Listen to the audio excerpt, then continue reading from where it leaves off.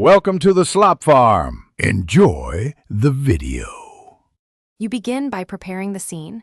Open your Sketchup model and simplify layers so only relevant geometry is visible. Next, activate the Shadows toolbar and set date, time, and location.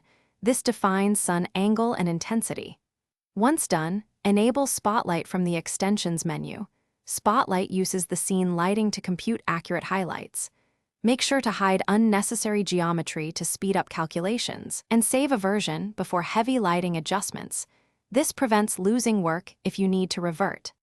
You now position and aim the light.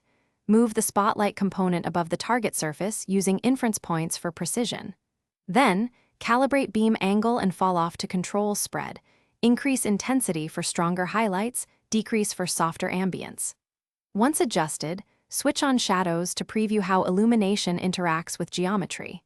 Make fine tweaks with the rotate and scale tools, and use guides or measured move to ensure the beam aligns with your design intent. This prevents unwanted clipping or uneven illumination. You finish by running a test render to evaluate hotspots, shadow softness, and overall color balance. If the render looks flat, tweak exposure or color temperature. If shadows are harsh, soften falloff or increase penumbra. Once satisfied, bake lighting into the scene or export final images. If artifacts appear, check face normals and remove overlapping geometry. These issues often cause flicker or black spots.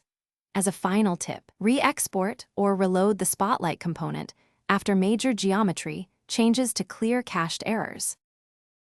Thanks for watching. Consider subscribing if we helped you today.